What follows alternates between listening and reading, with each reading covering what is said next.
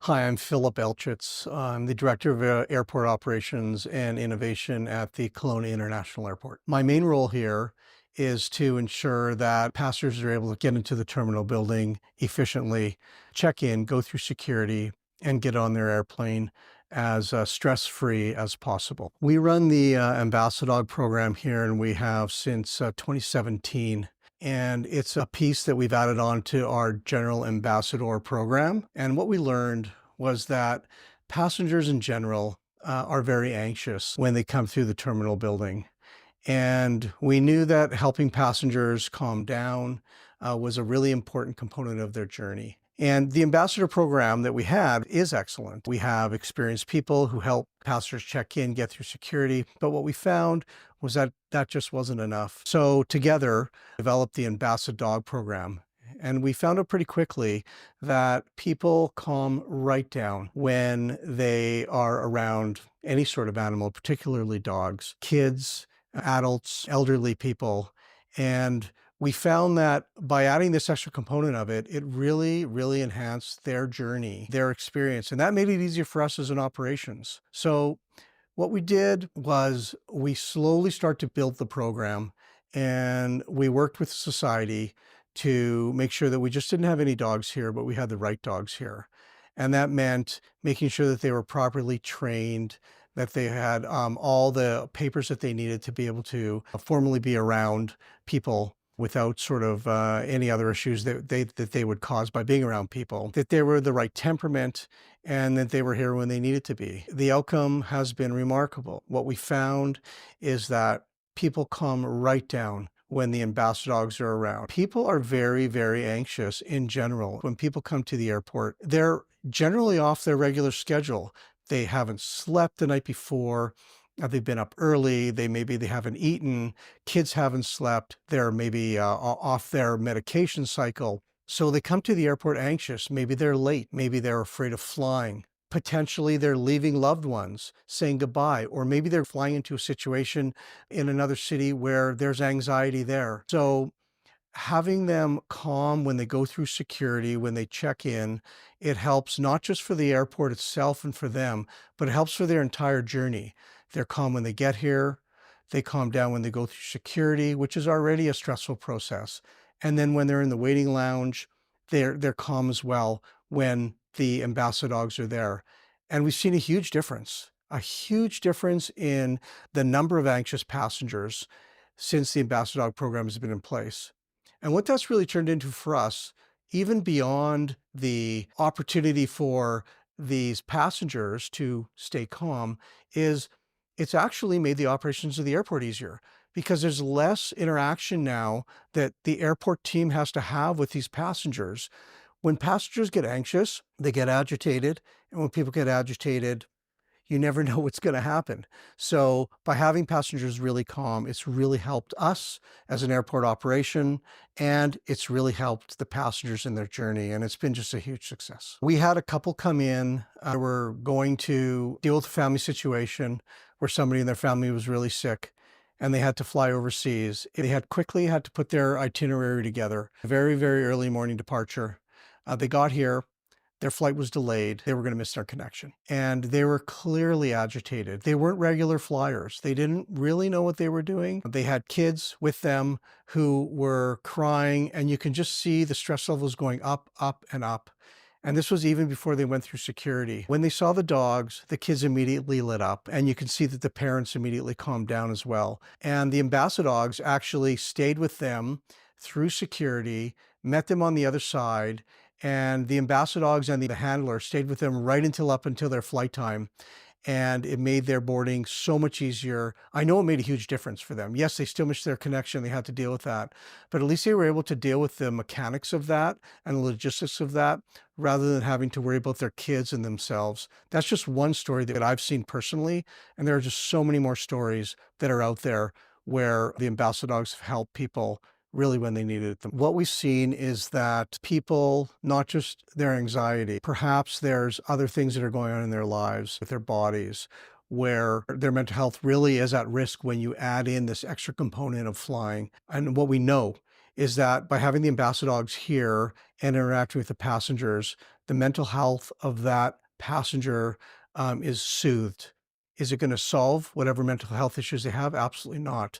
But it's so powerful for them. And it allows them to deal with whatever mental health issues they may have by having the ambassador there, which is difficult enough without having to add on the anxiety of flying. So we've really seen a big difference. A lot of people have hidden disabilities. It's not right out front. You can't see it on their bodies. You can't see it on their faces. You don't know what's going on or what hidden disabilities they may have. And we find that when the ambassador is amongst people with hidden disabilities, that it makes a huge difference. Sometimes we've seen people come and say, I have this condition or I have that condition.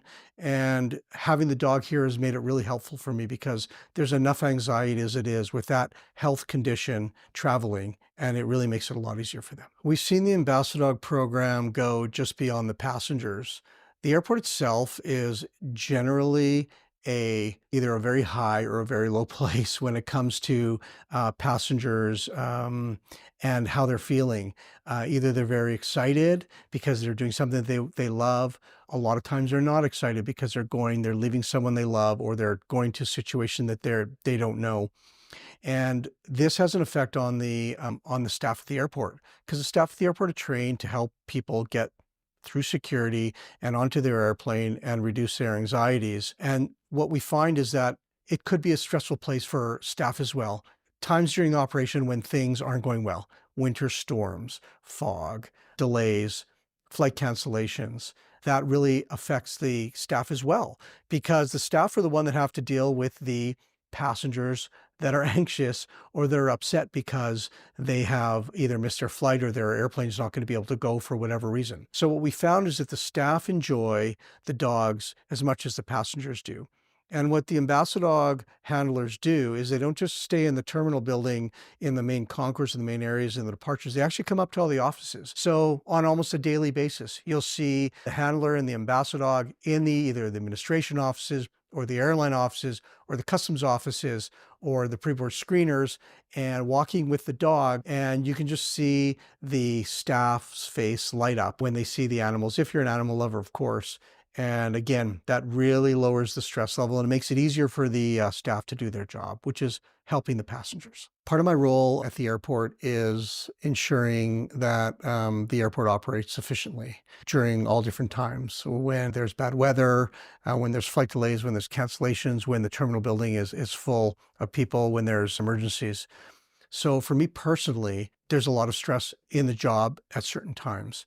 We have an amazing team and they handle the majority of the works. For me, having oversight over that, there's anxiety on the job. I actually grew up in a household with dogs. We had dogs since I was born, all the way up until when I moved out of the house. Being able to relate back to that when I see the Ambassadogs or when the Ambassadogs are around, it really brings me back to a place where I grew up. Our family dog lived till he was 19. So that's a true family dog. So for me, being able to see the dogs and pet the dogs, for me personally, it really has a big effect and helps me do my job. The Kelowna International Airport is the 10th busiest airport in Canada. Approximately 2 million passengers a year go through the facility. On a busy day, during winter peaks, we can see as many as 7,000 passengers move through the facility. So there are days when it's very, very busy in here. We're a very busy facility. So a lot of times that capacity, obviously having the Ambassadogs here and as part of the Ambassador program is so very helpful on those very, very busy days when we're at peak. I am Pauline Harmatny, and I am the airport coordinator for the Ambassadogs out at the Kelowna International Airport. I was in the airline industry for many years, retired to Kelowna. But when I was with the airline industry, I mean, you notice how stressful flying can be for passengers. Got a dog when we moved to Kelowna, and I was approached by the founder of our society if I was interested in having my dog test to see if she would be a good therapy dog. It worked out great. I worked at the hospital for a while. And then I thought back when I was traveling one day, wouldn't it be great if there could be a therapy dog that helped to just alleviate some of the stress? So I approached the city. We had a meeting. It ended up becoming a pilot project. So it was a test run. It was astounding for the first month that my dog and I worked out at the airport here. After that, I got the green light. And at the moment, we have a team of 11 dogs that work out at the airport. Around last Christmas, we usually do a blitz. The airport is extremely busy during the Christmas season, and long lineups at check-in security, in the airside, in the gate area. So usually around Christmas time, I get our team together and we kind of just walk through the airport and helping passengers to just calm them. In particular, we all went over airside and there was a couple of delays, so the gate areas were overcrowded. I was in there with my dog at the time. We had about 6 dogs working. A husband came over to me in very frantic, saying, "We're traveling. We've saved our money for this trip. My wife has so much stress and anxiety traveling. Please, can you come over and help her?" So we made our way over to where she was. Lo and behold, she was underneath the seats, just quivering. I sent to her husband, does she like dogs? Absolutely, she loves dogs. So I called over my team and we all surrounded her. And as soon as she saw the dogs all around her, she just stopped crying and she pulled herself from underneath the seats.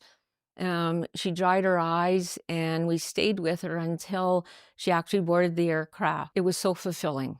Dogs seem to connect with humans. They seem to know when you're hurting or if you have anxiety, if you're sad, and they seem to just lift everyone. Children, dogs seem to make them feel safe. I've just lost my dog and it's been pretty tough. But I've stayed on as coordinator out here at the airport because of my passion for the dog and seeing what they do for the passengers. Started this program, like I said, back in 2017, my dog Jeepster and myself. It was a joy to put on my uniform and come out to the airport and see how many people I could make smile. And, whenever I got ready to go out and grab my dog's leash, she knew we were going to work and she'd wag her tail and, let's go. And she got a lot out of it as well. We had grandparents taking their grandchildren who both have disabilities out east for Christmas. Both the children are autistic and, loud noises, crowds sometimes will set persons with autism off. So they contacted us. I chose a team member and their dog because they wanted a small dog. It was 2 little girls. So we did a trial run whereby the grandparents brought the kids to the airport, kind of went through check-in, got sort of a fake boarding pass, got to go over airside, and it worked out great. So they said, okay, we booked our flights, but the kids loved the dogs so much that they requested that team member and their dog to be there that morning at 6 o'clock in the morning when they flew out. So that team member did.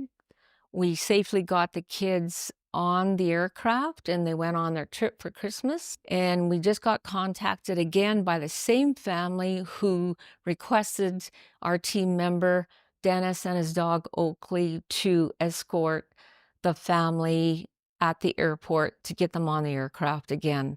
So it's just very heartwarming how we can help passengers who may not always be able to fly. Hi, I'm Sue Willis. I'm a volunteer with Kelowna Caring Canines. I've been involved with Kelowna Caring Canines for 22 years this fall. I've got 5 dogs in the program, and I also work on the board of directors as the webmaster and director of events. I was asked by a lady on the street if I would like to come and do pet therapy, and I thought, why not? And I've never looked back. It's been so rewarding to do pet therapy with my dogs. It's just a giant smile from one end of the day to the other every time I volunteer. So we worked in a variety of settings, from hospitals to psych wards to different charity groups to the airport to the college. And the dogs just bring instant smiles to everyone. It doesn't matter whether they're not having a good day or whether they're having the best day ever. There's an extra smile there that just comes across the minute anybody sees them. We were asked by a nurse to come to a special ward that we're not really allowed to visit to check in with a lady who had been attacked by a dog, and she had 96 staples in her arm, and she was missing her dogs as well as being stuck in the hospital for a long time. So we went up there to see her, and she was crying. And I felt so bad that she was crying, but I knew she needed our dogs to come and visit. So when we checked in, she instantly stopped crying, sat right up, and smiled to the nth and said, "Please, can your dogs come and sit with me?" And it was such an interesting interaction that my dogs sat with her next to her injured arm, and she just petted them over and over and over again, and they sat so still. And she was so appreciative that we went in and visited on our own time because I felt so sorry for her going through what she was going through. So we probably visited her a couple of dozen times over the course of her several months in the hospital. When it was all said and done, she wrote a 2-page letter to the hospital thanking us for every single minute of every visit. So we've been working at the airport for a couple of years, and one of my best interactions with a distressful passenger was there was a little girl in the middle of the terminal screaming her head off, and it didn't look like there was anybody around, no parents, and she was just screaming and screaming and screaming. So we were probably the closest person to get to her. So I came straight over with my dogs, and she was very upset. And an RCMP officer saw and heard the little girl as well. So he started to come our way. By the time he got there, we had the little girl calm down, sitting on the floor with my dogs who were lying next to her, and everything was fine. It turned out that Mom was just a few feet away talking to somebody about her baggage. But this little girl went into some type of terrible distress. And I think the entire airport heard her screaming. But it didn't last very long because my dogs took care of it.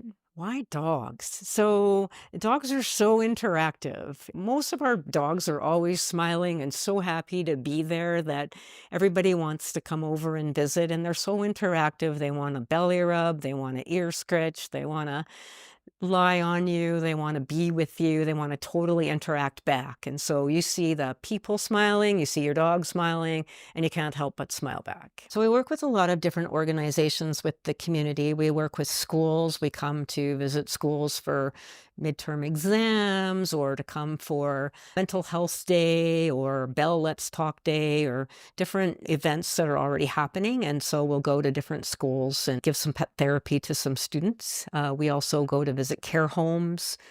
Some of those are regular visits by a regular volunteer, and some of them are just events where we might get 6 to 8 dogs to come into the place all at once and have everybody get together for an afternoon of pet therapy. Also at various wards in the hospital, and we've been at the airport since 2018. We've been going to Step Place, which is the John Howard Society's mini homes for people in homelessness transitioning back into the community. And it's been so successful with the last couple of visits that they now want us to visit on a regular basis monthly. It's interesting that men are not as excited to race up to a dog and visit, but there are some that do, and they're the first to want to show you their dog, so they're very big dog people. The other side of it too is they take a while to warm up to a dog if they're involved in some type of situation, like they're in a care home or some type of mental health organization. They might not